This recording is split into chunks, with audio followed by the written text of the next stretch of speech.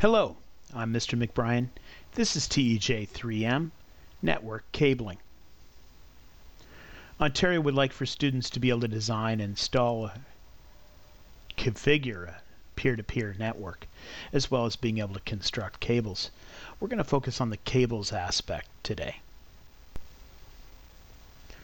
So, we're going to talk briefly about the advantages of wired connections, and then we're going to jump right into how to create an Ethernet cable. So the first thing we should discuss is why bother with wires at all? Wi-Fi connections are so good now. Why even bother? Well, there are many organizations that have a lot of electrical motors running and other machines running inside a given building.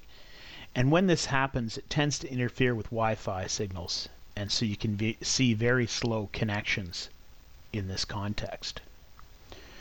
Even with the best encryption that we have available to us in modern hardware, data over airwaves is inherently insecure, and so we do run risks if we run information across the airwaves. Additionally, we can't always be certain a Wi-Fi connection is going to be good, even if we exclude electrical interference. Why? Unless you have your own Wi-Fi connection, you're competing with your colleagues, you're competing with other people. So when you really need fast access, when it's extremely important, how can you be sure that Game of Thrones isn't going on 5 computers somewhere else in the organization? The answer is you can't be sure. Wired connections are much more robust. So if I've convinced you that wires are important, now we can talk about the different types of network cables. So coax cable isn't generally used inside buildings anymore, other than for TV signals. It has its own advantages, and we'll talk about those later. But typically it's used outdoors now. UTP, or unshielded twisted pair, is the most typical way to move information inside a given building. Modern transfer of information is done on fiber optic cables, and you can even see some fiber optic cables inside buildings today. Certainly it's likely the transmission cable of the future. So we're more focused on the transmission cable of today, UTP. So it's unshielded. What does that mean? Well, it means that there's no material there designed to exclude electrical interference, for example, from electrical motors. We alluded to some of that earlier. Pairs of insulated conductors or wires are twisted together, and that twisting is extremely precise, designed to reduce noise from inside the cable, believe it or not, designed to allow for data to be transmitted quickly along the cable without interfering with the other pairs. And the whole thing is covered by an insulating sheath designed to exclude water, stuff like this, and also to provide some strength to these extremely thin wires. There are lots of different categories of these things. We're probably most focused these days not on phone lines anymore, which are pretty rare, but on Cat5e, which we tend to use in our classroom, and faster speeds beyond that. Notice this number representation here, data to 1000 Mbps. What does that mean? 1000 megabits per second, or gigabit Ethernet. You can see the Cat6 cable is about 2.5 times the speed of Cat5e. So Cat5e, gigabit data capacity. It will have reasonable data integrity up to about 100 meters, so we usually try to keep our cable lengths below 90 meters.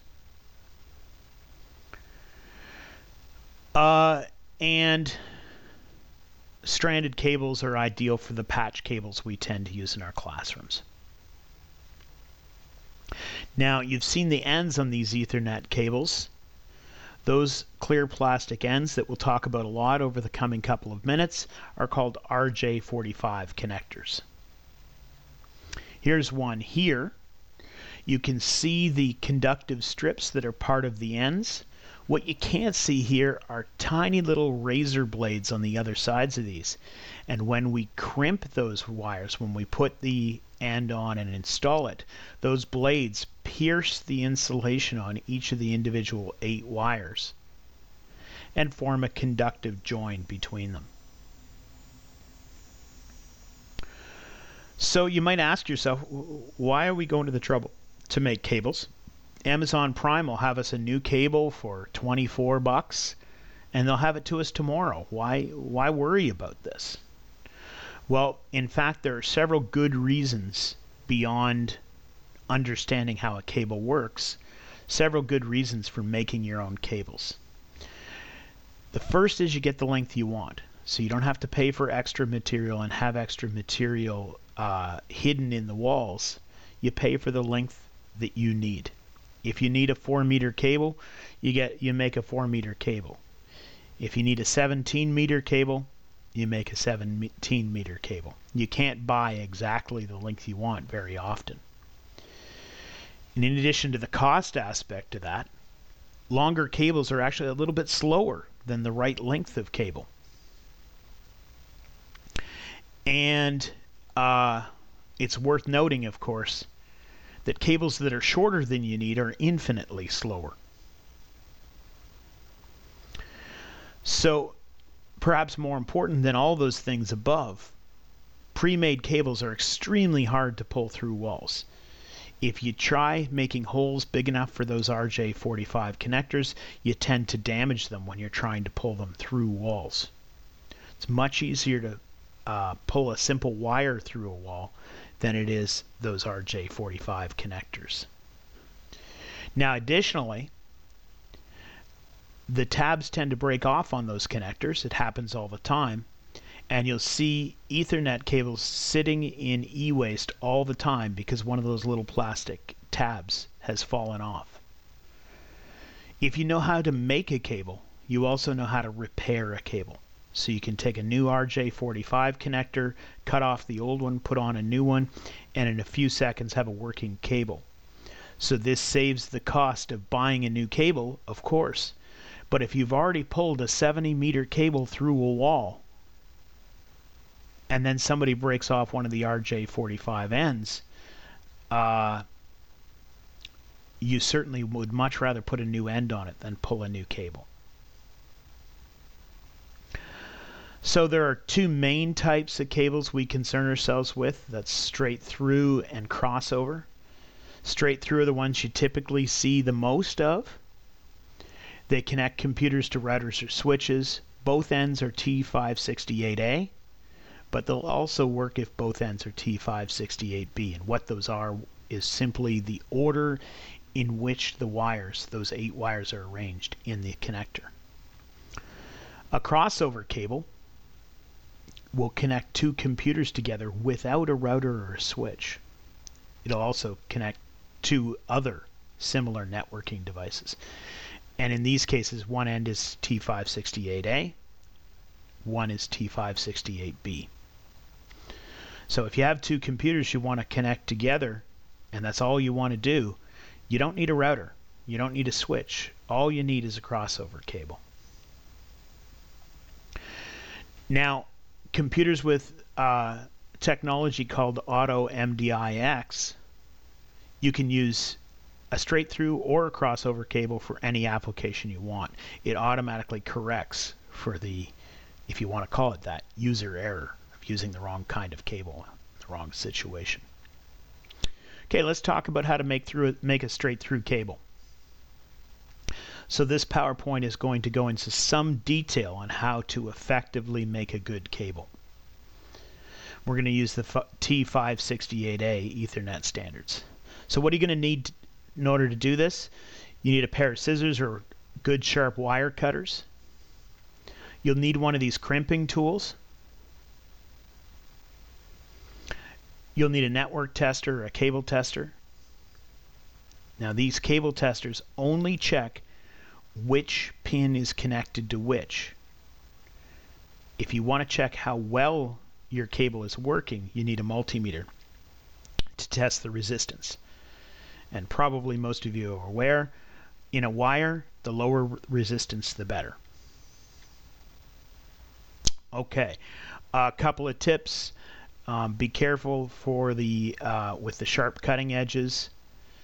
Measure twice and cut once, the engineer's rule of thumb. And give yourself an extra few inches past what the requirements are. Look on your documentation to see what length of cable you're going to be creating. Add about an extra 12 inches. So this makes sure that you've got a long enough cable, even if you have to redo an end once or twice. Believe it or not, there's a skill to getting the wire out of that box that you're seeing at the front of the classroom. So when you go to get the wire out of that box, if you do it wrong, you can ruin the wire. So what you want to do, make sure the box is right side up, because when it's right side up, it's designed to easily allow the wire to come out. And you pull it smoothly from the hole that is in the front of the box. If you start to feel resistance, don't yank on it. You'll put a kink in the wire and your cable won't work as effectively. Okay, once you've pulled out the length you need, cut it to the length of the specifications, adding about 12 inches or 30 centimeters. Next, you want to take the ends of your wire and strip off that outer insulation, which is most often blue, but not necessarily in your case. When you do this, strip off about 1 inch or 2.5 centimeters, and be careful not to strip the insulation from the inner wires, those 8 inner wires. So you got to try to be careful about that. Most crimping tools also have one of these stripping tools available. So you can go ahead and expose that 1 inch there. Give it a quick half turn. Don't go crazy on that or you'll wind up cutting the inner insulation. And then you can pull away with your hand, pull away the outer insulation, and expose those 8 wires. Notice that they're color coded. That color coding is critical to the next steps. Okay, so you separate out those wires and you're going to comb them straight. Then you're going to put them in the order according to the 568A standard. You can look that up on the internet.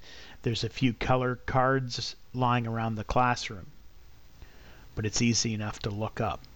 So you comb them in that order. That order is critical to the success of your cable. Now once you've got them combed out and very straight, you trim them to just about exactly 1/2 an inch. So you're going to cut them, make sure they're all the same length, using good sharp scissors or wire cutters. You need them the same length so that they're all going to go the same distance into the RJ45 connector. Okay, so here's that process here. You're going to slide them into the RJ45 connector, making sure that they stay in the same order. Now that order is assuming that the tab is on the bottom. So you can see the tab here.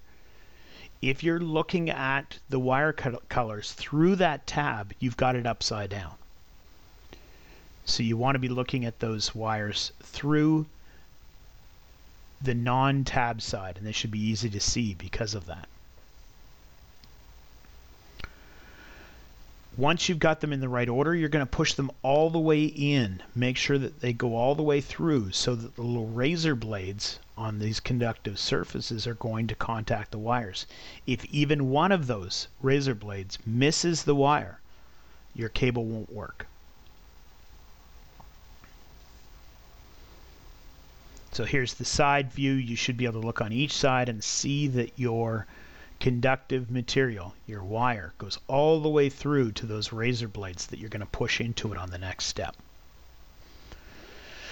So once you've got that in there, you're going to carefully push it into the crimper, keeping all those wires in place and right to the ends. So you'll need to put inward pressure on the wire to hold it in. Verify that it's in correctly, and you're going to crimp. Use both hands. Don't push it down on the table on the floor. Don't perch yourself on top of it, jumping up and down. You can damage the crimping tool, and if you push them in too deeply, they won't make connection when you put them in the jack. So then you can test the continuity. So this cable tester will make sure that all your wires are connected to the right place. So you can follow that order through, watching to make sure that none of those wires are connected in correctly. Now, if you've got a problem, you have to figure out which ones of the wires are put in the wrong place. If the lights simply don't light up on one side, you may be able to recrimp the wire. If the wrong light lights up, then you're going to have to get a new connector from your instructor, cut away the one that's incorrect, restrip the wires, and start over again. So as far as grading goes, you'll be graded according to how many ends you use, as well as your length being correct, etc. Okay, so key points then about cables. Wired connections have several advantages, especially when users aren't mobile and don't need to be moving around with their computer. Buying pre-made cables is a waste of resources, think money, and makes it much more difficult to pull the wires through walls. Making cables is not a difficult practice once you're used to it.